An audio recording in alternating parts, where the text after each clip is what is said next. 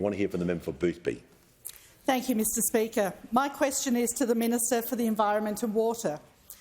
How is the Albanese Labor government delivering on its promise to protect the Murray-Darling river system and every Australian who depends on it? What has the government had to overcome? Give the call to the Minister for the Environment and Water.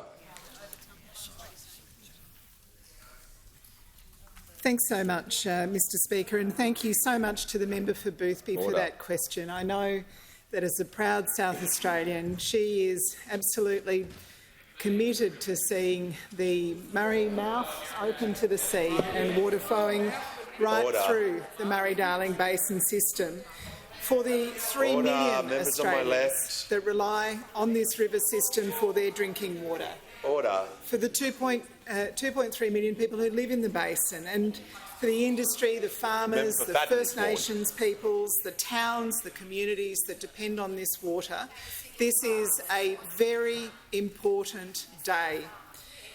Of course, we need to make sure that our rivers have enough water in them for the driest periods, and we know that another drought is approaching.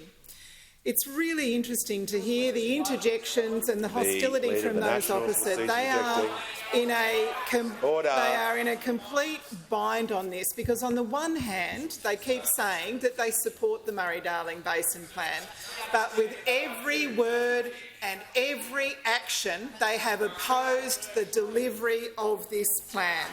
You have senators like Senator Ruston saying we will not give up, we will not stop trying because we are committed to the delivery of the plan. We've got Senator Birmingham saying that they'll deliver the plan in full and on. The Minister will pause. Member for Barker was on a warning and is a quick learner. It's good to see. The House will come to order.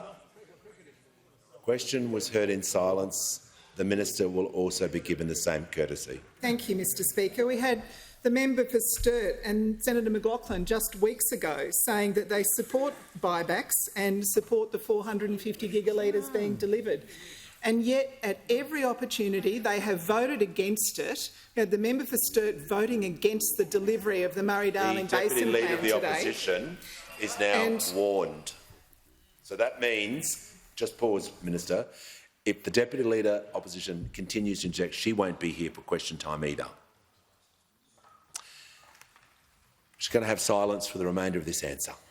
The Minister has the call. Thank you. And I'm not really sure what's worse, the member for Sturt voting against the interests of his community, the community he represents, or Senators McLaughlin and Antic, who were too gutless to turn up and vote either way in the Senate.